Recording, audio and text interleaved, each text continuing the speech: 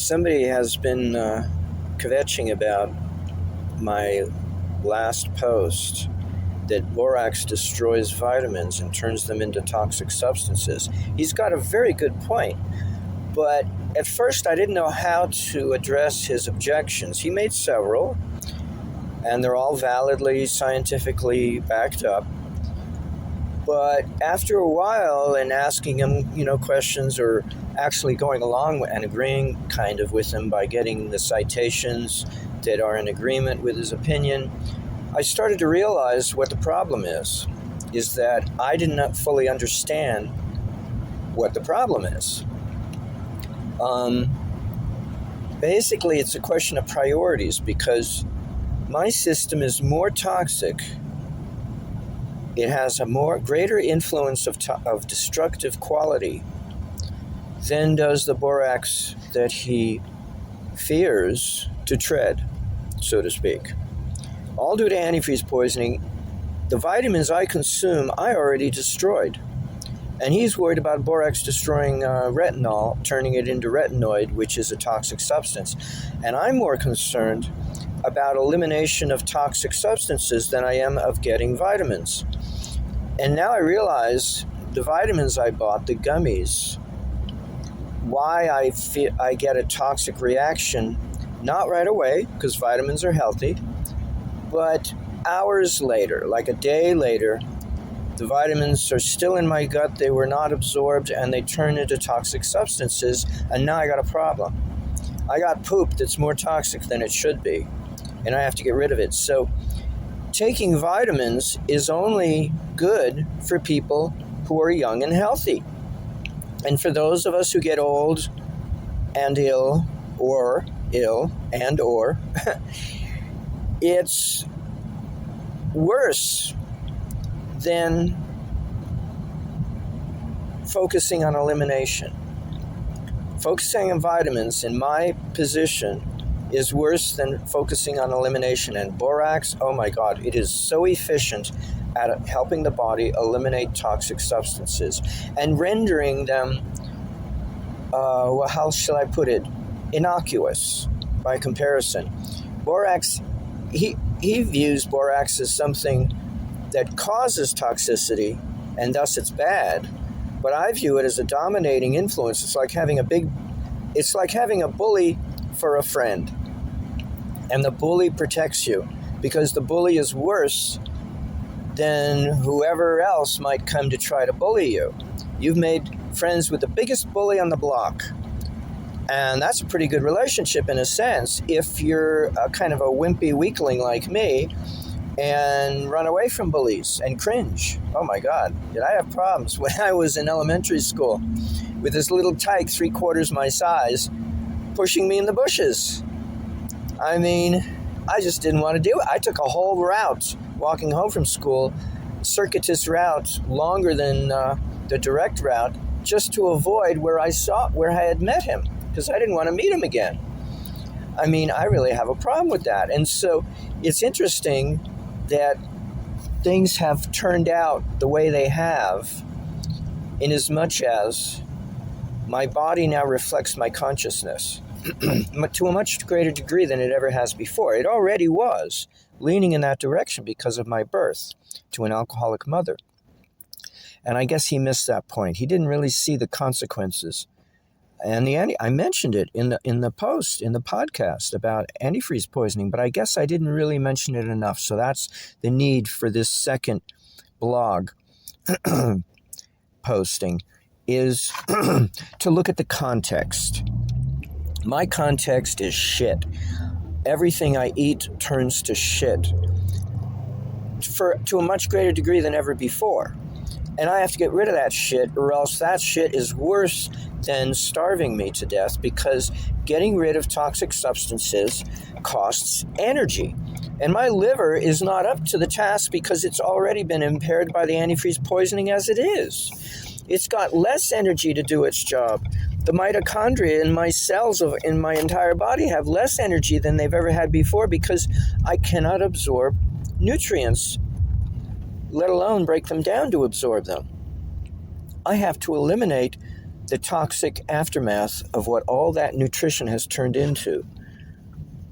Before I get a chance to even absorb it, it's already broken down because I can't absorb it. I don't absorb it. It doesn't happen.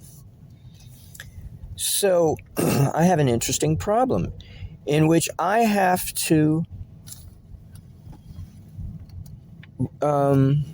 juxtapose the cost of destroying the nutrients in my food voluntarily, willfully, rather than letting it happen on its own.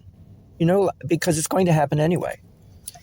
Because the benefit is I get the borax to help me eliminate what would have happened anyway. The toxic degradation of vitamins in my body would have broken down to toxic substances anyway, but now I get to eliminate the toxic aftermath. That's the benefit of borax. And that's seeing it in the proper context. So that, yeah, he's right. If you're healthy and young and you're efficient at digesting all your nutrients and none of that turns to shit like it does in my gastrointestinal system, which is really, you can't call it that anymore. It's more like a dungeon at this point. A dungeon for nutrients who are being tortured to death because they are being converted into toxic substances. So that's really the proper context. And so I'm glad he posted. I'm sure I'm embarrassing him up his gazoo, but, trying to profess that I know something more than he does. No, I'm just trying to think it through. I don't know anything more than what he knows. Unfortunately, I have more experience than what he has. And the experience is not of a nice character. I pray and hope that no one, including himself in particular, ever has to go through what I went through. Because it's not good. It's not good for you. It's kind of like, the alcoholic buddy I was taking care of for 2 years said the same thing. No one should have to go through what I went through, he said. All the beatings he went through that drove him to alcohol. So why did I get poisoned? Because my attitude wasn't right. Because I had no tolerance for stupidity among other people. And some other nature said, oh yeah, you want them to die? Okay, why don't we start with you first? That was her approach to teaching me a lesson. If you don't like people, how stupid they are, polluting the earth with their stupidity and the actions and consequences thereof, then maybe we should just kill them off. That's what God said to Moses. Oh, they're worshiping the golden calf, and you broke the tablets because you thought they're a useless bunch of whatever you want to call them. Okay, why don't I just kill them off? And Moses said, no. I made a mistake. I tripped on a banana peel. No. I'll go back up to the mountain and get another set of tablets. Don't kill them off. Unfortunately, I don't take that argument. That I don't go that further step. So Mother Nature does it for me on my behalf. Okay, you want to kill them off?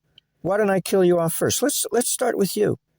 Because you don't have the heart, the compassion enough to see that what you're dealing with here are not merely stupid people, but stupid people who need an education. And how come you're not working harder to get through to them? How come you're not going out of your way, sticking your neck out even more than before? Now I'm ready to cry because it's true. It shows that it shows more than the fact that everybody else is more stupid than me. It shows more than the fact that I lack compassion for them. It shows that I'm lazy. I'm slothful. And that's one of the 7 deadly sins, is sloth. So if I'm complaining that they're not doing enough for themselves, in a roundabout way, I'm complaining that I'm not doing enough for them, for everyone else.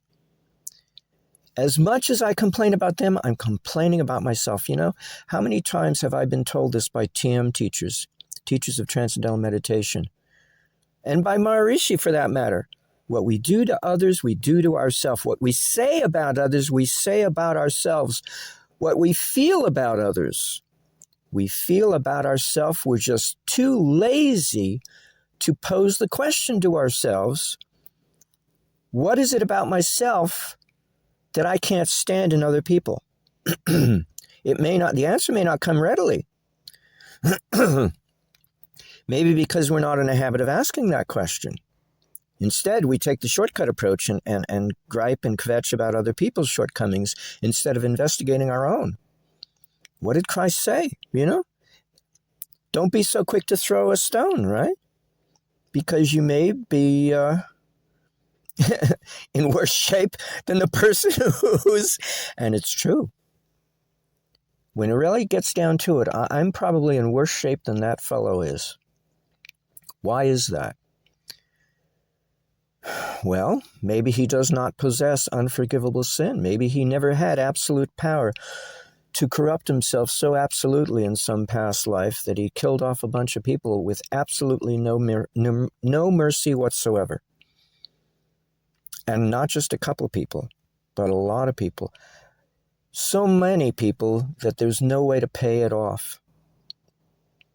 To create a sin so abominable that it cannot be paid off, it's humanly impossible to consider such a payoff. Is it possible for a human to infract or incur a sin so great that he cannot even pay it off?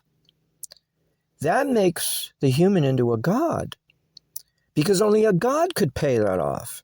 And that's exactly the way it happens, and that's exactly what we are, and we don't even realize it. And that's why we mistreat each other, just like I mistreated people and got antifreeze as a consequence, because I didn't understand the need for service. The strongest path to God there is the path of service and devotion to serving others, because ultimately we're serving ourselves when we do that.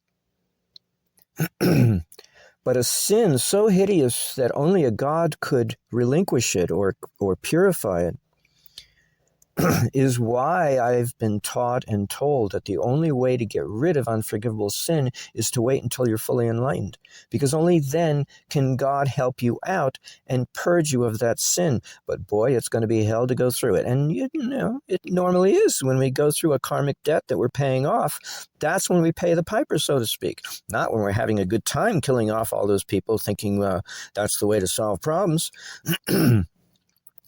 But when the consequence comes back to haunt us, that's when we fully learn the consequences of our actions. I haven't learned it yet.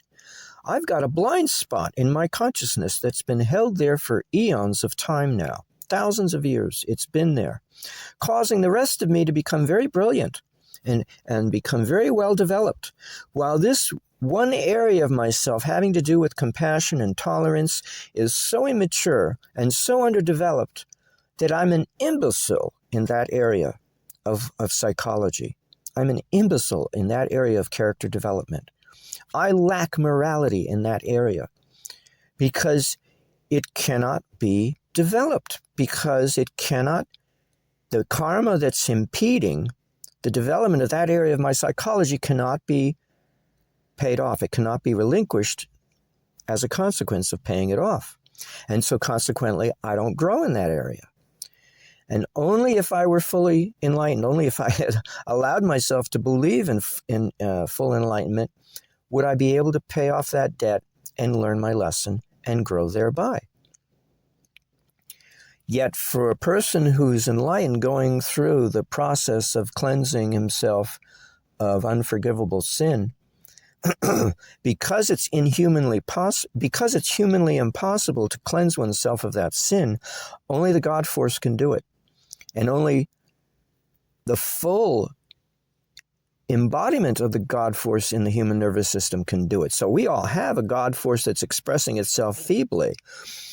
The rest is just in potential abeyance, in a state of abeyance as a potentiality.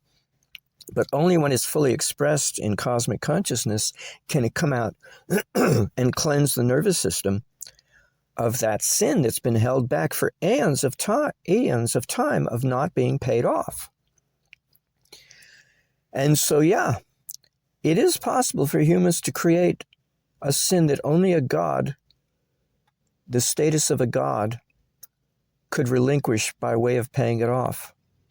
And it's very telling about us. what we're capable of. We're capable of absolute power for good or evil or anything in between, anything you want to call it or subscribe to or judge it by. We are capable of the full gamut of actions possible in all of creation. That's why we're not specialists. We're not very good at any one thing. You know, we don't have the scent of a dog. We don't have the purity of an angel who has not fallen from grace. We don't have the pure evil of those angels who did fall from grace. We don't have any of that. We're a mix, a composition of good and evil and everything in between. And it's the full gamut that we have access to. That's why we're capable of anything. And in some cases, not setting our mind to it either, but falling into it just by grace alone. Falling into it seemingly by accident, just by grace alone, because we deserved whatever it is we fell into, whether it was a muddy ditch or whether it was in full enlightenment or anything in between, just by grace alone. In other words, that idea that if you can't pay off your debt directly to the people you owe the debt to the people you owe the debt, I always make that mistake in my grammar, to the people we owe the debt, then it still works to pay off somebody else. And Mother Nature will take care of transferring that payoff to where it belongs. She'll make sure it goes to the right party. And that's really how to look at a situation in which, well, how do you pay off a bunch of people who you can only pay off if you're fully enlightened, but you refuse to go there? So now you've got to pay off everyone else. You've got to help everyone else who you don't owe a damn thing. But you pay them off anyway because that's the only way you can help yourself. Again, that's taking me to the point of tears because it's so true. And for me to object to help anyone and to say, oh shit, maybe they're not worth it. What a mistake. I hope, it's so easy for me to forget the things that I'm saying. And this is what this guy has helped me do. He's helped me to remember my Dharma. It doesn't always look nice. Dharma isn't always beautiful and blissful. Sometimes it's a struggle because of karma. It's not meant to be by the Creator, but we make it a struggle by the repercussions of our own actions. And although we may not remember, I don't remember doing this. Well, of course, that's what comes of having to be reborn because of having created so much karma that we can't even remember what it was anymore because there was no way we could pay it off in that lifetime. So we come back and we forget it all. And we go, what's this? Why is this happening? Because we really royally screwed ourselves. So much so that we could not pay it off in the lifetime that we created it. So we come back with ignorance on top of the debt to make matters worse. And that's what Charlie said. We're given a certain amount of lessons every life. And if we don't deal with all of them, the ones we fail to deal with drag into the next lifetime on top of the new ones that the next lifetime is designed to get. And we got double trouble. We got more trouble than we had before, all because we were too lazy to work at it. So sloth is probably one of the worst sins imaginable. And that's probably why alcoholism is so bad in terms of sin, because it leads to sloth. And guess what? That's why alcoholics are alcoholics. They want to be slothful, yet they can't do it without a little help from alcohol. Well, all because of my extreme fasting to get people to stop fighting with each other in my past life, which I inherit, the consequences thereof. My nervous system in this life is prone to sloth, and that's not good. I got to fight do double time now to fight that, to help other people when I'd rather just curl up into a ball in the corner and forget about it all and not help anyone. Why not just, sing my hymns with the harp, play my harp with the angels and not help anyone? It's true, I could. That's a shortcut. is just stay in the bliss that Maharishi gave me when he gave me TM and not help a single person. But there's this little aggravating thought in my brain. Why don't I help someone? Well, it'll be at the cost of the bliss.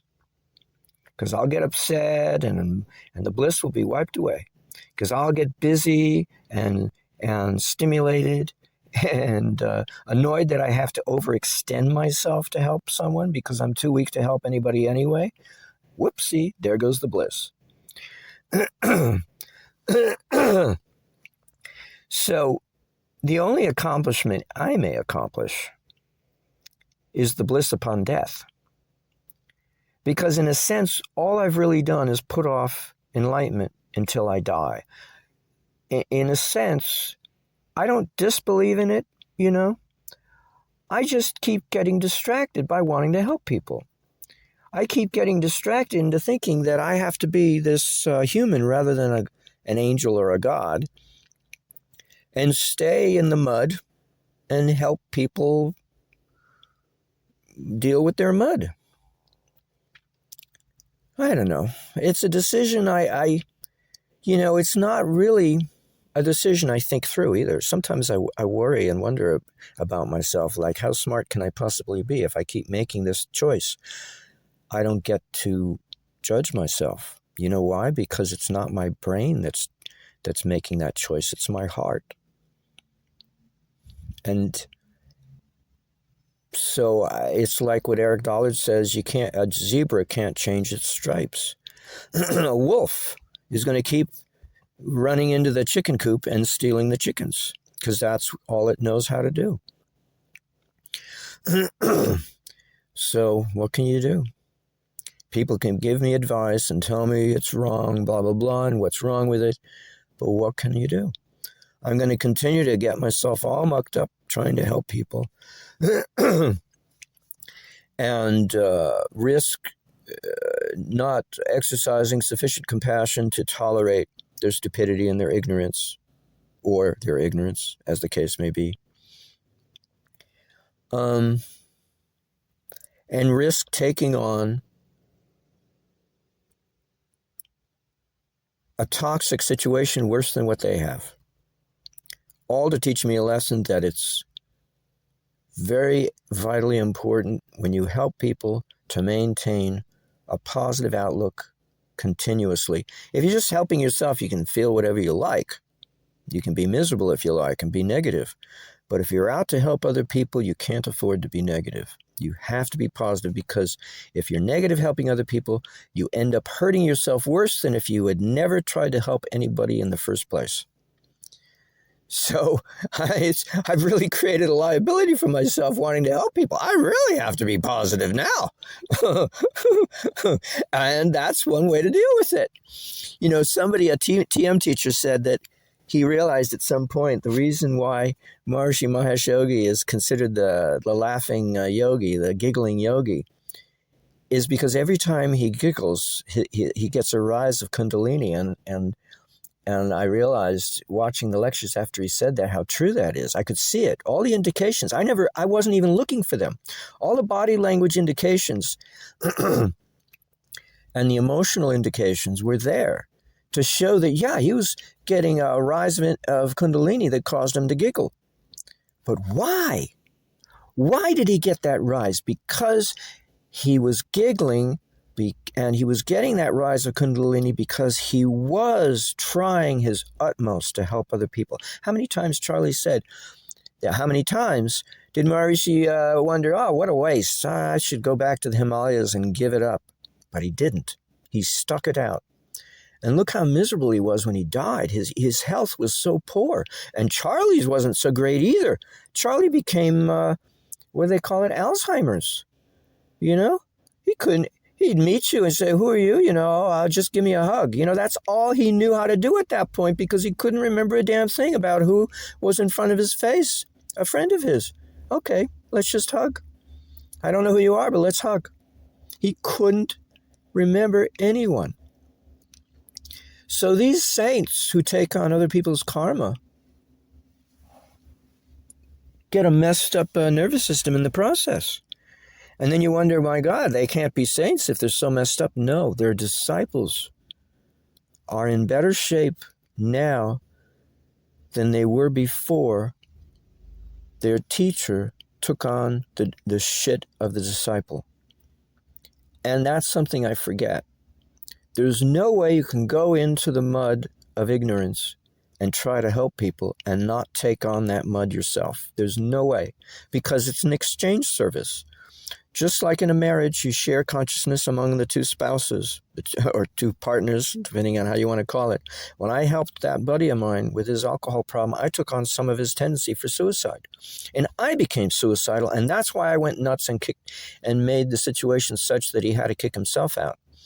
Because I said, no more. You have to stop drinking and smoking right now. And of course, that's impossible for somebody who's an addict. So he kicked himself out.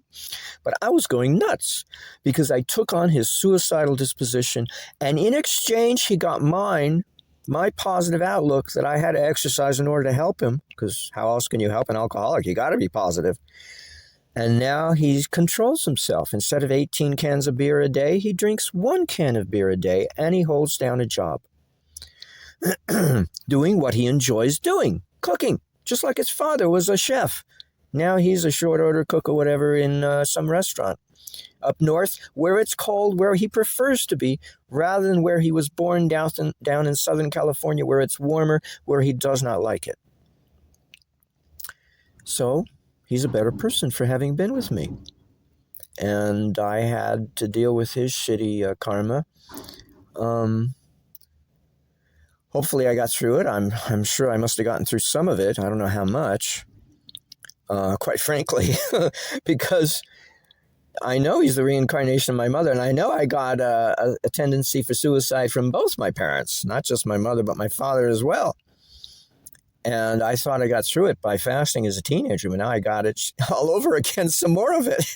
So it must be part of that unforgivable sin, or the consequences of that unforgivable sin, is that the people who I hurt became suicidal.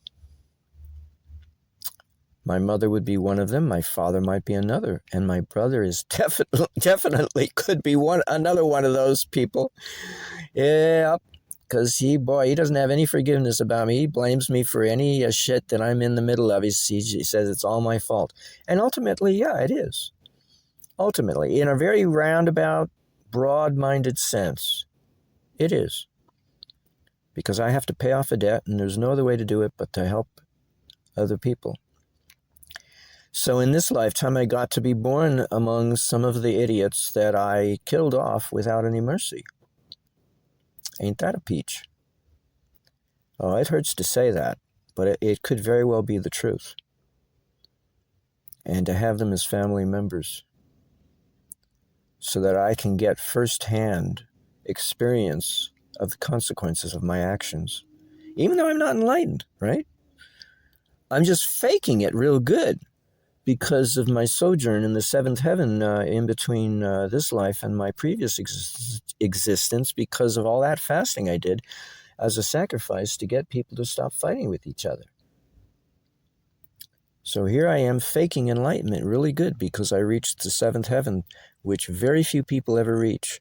Not even people who are subsequently who are going to become yogis and enlightened saints have to go that far. It's only necessary to go as far as the fifth heaven, in which you appreciate what truth is and can't stand a lie. If you know that much, you'll make it to the goal. You don't have to be clairvoyant, and you don't have to have access to Akashic records of every single creature in the universe. It's unnecessary. That's extra. That can come later when you're enlightened. But I got it, and you can call it a burden if you like, I suppose. But because it prevents me from appreciating what the whole point of a human existence is to become enlightened. And here I've got a taste of it so thoroughly enough in heaven that it's like I'm lazy now, or I find all kinds of logical faults with enlightenment that I don't bother to seek it with earnestness anymore. I mean, I did as a child. One time I made a stab at it, But now I'm going, as soon as I reached it, I started having my doubts. As soon as I reached it, I started to rationalize, maybe it's not such a great idea, all this bliss. It's nice. It feels good. It's like taking a warm bath. But eventually you want to get out of the bath because it's boring. That's the way I look at it. It's boring to be in bliss all the time. It's not exciting, all the drama of human existence. Ooh, the ups and downs. A friend, I won't say who, said that, that if you've got the bliss, then you don't have the extreme emotion roller coaster ride anymore. But I literally have chosen the roller coaster ride over the bliss, and he chose the bliss over the roller coaster ride. So who made the better choice? I don't know. I'm sure he doesn't have unforgivable sin. I'm certain of that. I got it, though. So I guess, it would be an act of grace for me to not rationalize on the basis of my circumstance, but to just zing into enlightenment and ignore the consequences, which would probably be immediate death at this point. When I was younger, it was different.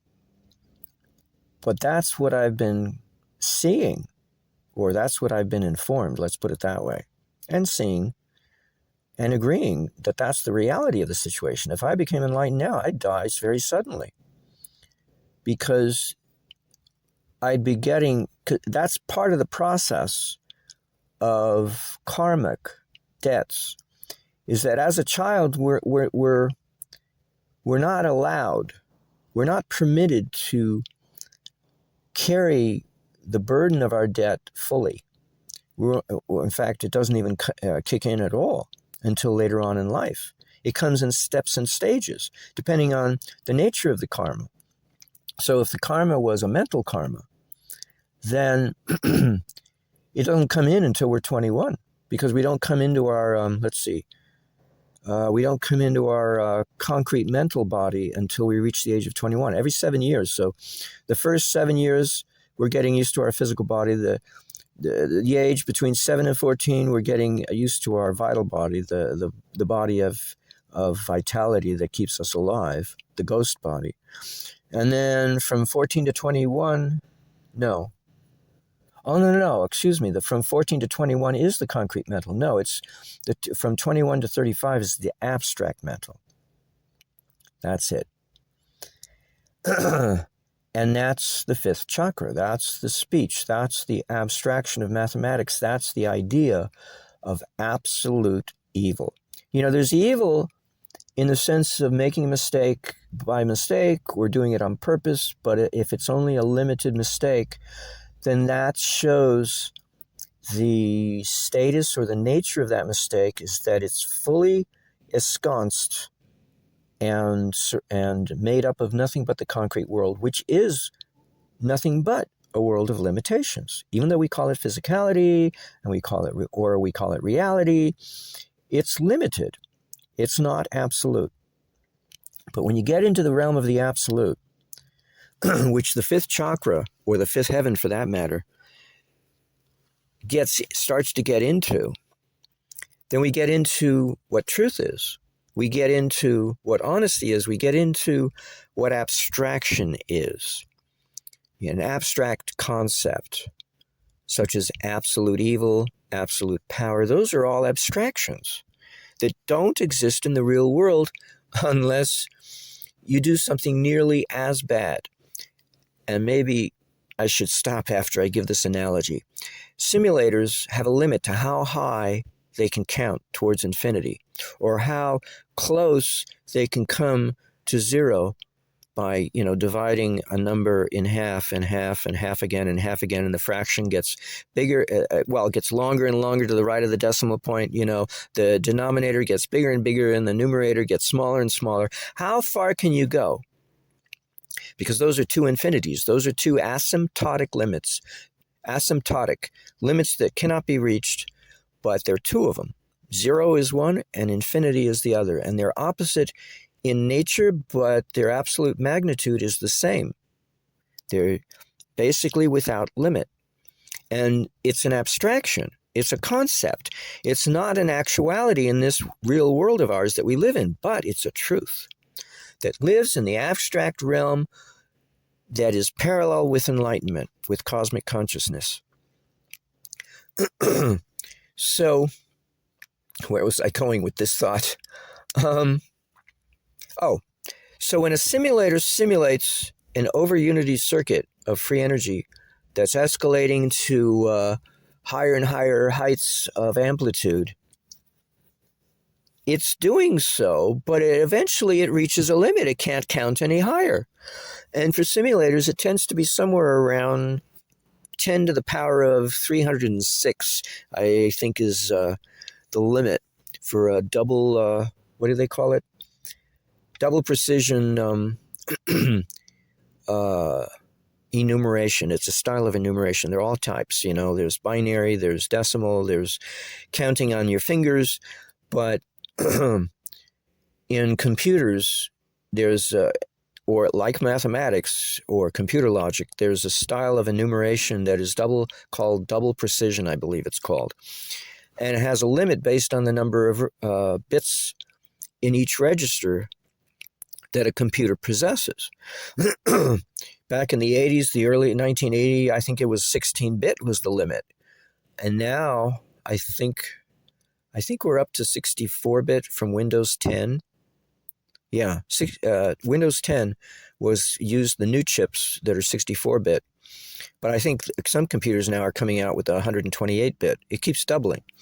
Well, when you've got a limitation in your register as to how far you can count, that's your limit. That's your sense for infinity. That's how you define infinity. What is your limit? And I, on occasion, have developed circuits that simulate over unity, a growth of energy, in which you don't get a convergence error, you don't get infinite matrix. It simply keeps running just shy of reaching the limit. And so it keeps running and you don't get any error message. And you look at it and says, my God, it's running just nearly at its limit. How can it do that? Well, it's a beautiful circuit. That's how. It's like a perfect circuit because it went all the way up to the limit and to almost the limit and stopped short of that limit. And so it keeps going eternally, creating this humongous amount of energy without let up. So what was the point of this analogy? Well, Charlie Lutz taught us that we have a limit. Our soul has a limit of 777 incarnations.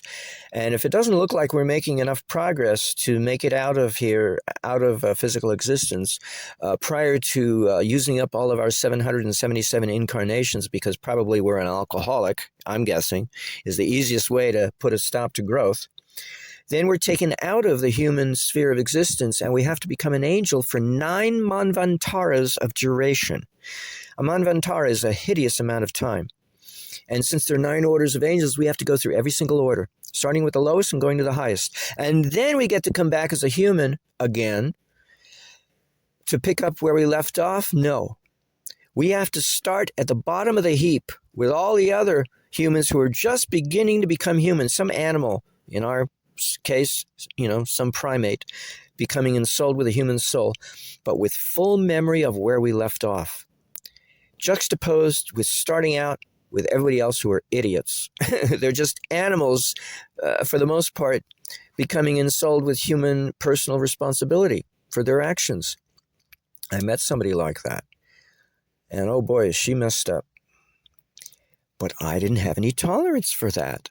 I could not, in the end, I could not help her because I couldn't understand what it's like to be in her shoes. That's really what it amounts to. And I hope I never have to be in her shoes because it would be a hideous situation to be in that position. To have full memory of where you left off at the last time you had to wait around. Now, some people, once they become enlightened, they've made peace with themselves, and so it's not hideous anymore. But when you're still struggling with it, it's a struggle. It's quite a struggle. Anyway. So, like the limitation of a simulator, has a limit to how far it can count before it considers it to be infinity for all intents and purposes, or zero for all intents and purposes, because I've had some circuits do like that. They crash before they even create any power. And I get the same error message as if they crashed if they had developed infinite power instantaneously. Same thing, only opposite polarity.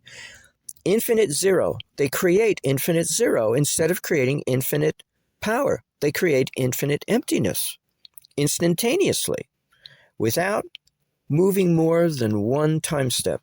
One time step was all they were allowed, and so no power got registered in any of the components. They're evacuated of power. Oh, how many times I've done that? How many times I've done that? So many times. So since we're given a limitation of 777 incarnations, for all intents and purposes, that's our version of infinity from a human perspective. That's as far as we could go. To reach enlightenment is to spend 777 lifetimes to do it, to get there.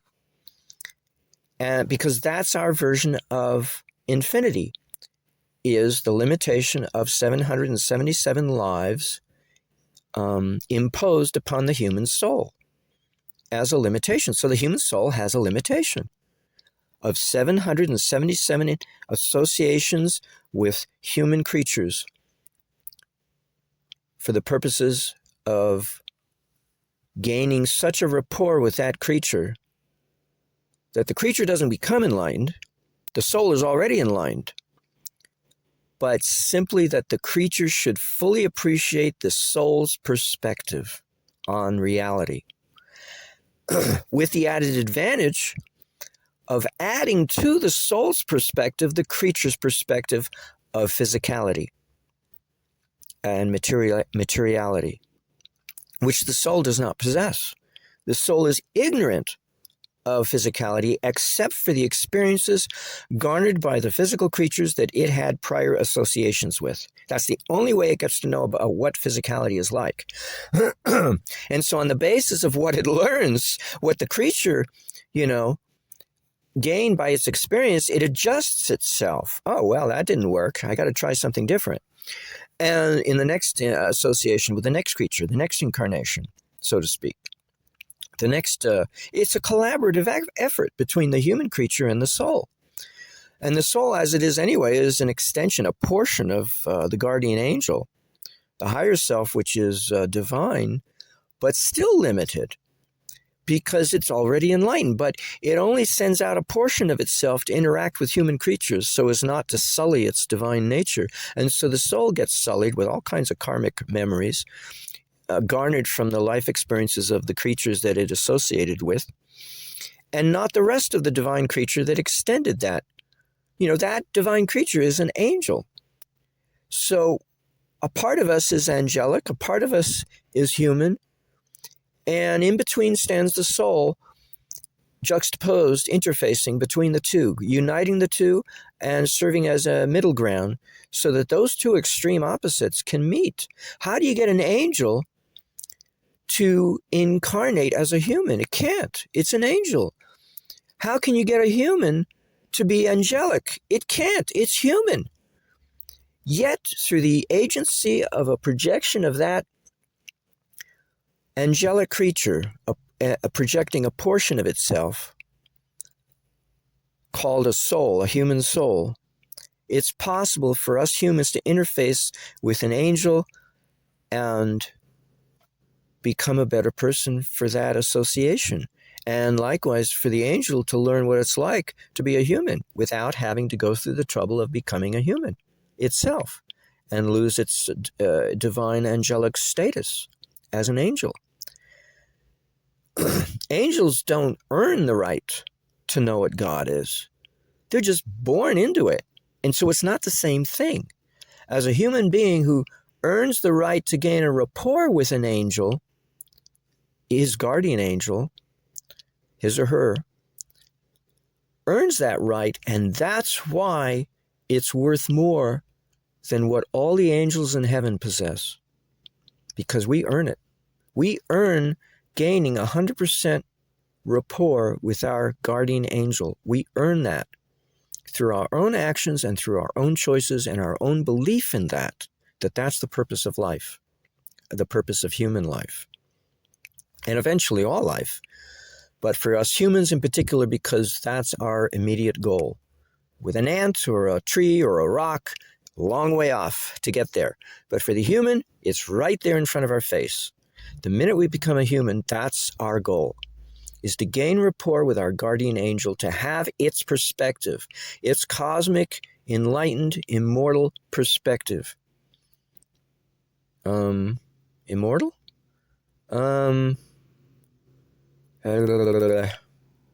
Well, but angels are not immortal. They're fully enlightened, though, because they know what God is, but not directly. See, that's the other thing. Angels take God on faith. They have unswerving faith. If they didn't fail, like Lucifer did in his bunch. But angels have an unswerving faith otherwise, the ones that didn't fail. And so they didn't earn that right to know what God is, while we literally can transcend their level of existence when we transcend in meditation or whatever and reach transcendental consciousness. We get more than what they possess because we've earned it. So we get to cross, because they're like at the hub of creation, but we have the capacity to transcend even the hub, even the center of creation where it's all so nice and blissful, and go to the status of where God is, which they don't have. They don't have the status of God. They simply bask in the glory and the bliss of God without actually being God themselves. So it's like the rich kid who never leaves home and stays home with his parents, basks in all of that wonderful beauty, and not only never has to lift a finger to work, but never even has to go out and find another place to live. And us humans, we're out here in the relative. We're hardly living in the bliss of God, but our angel self is, and our angel self is ourself. We're a composition of all these complicated layers of added variety of complication that makes us so interesting. So interesting. Anyway, I think I've talked enough.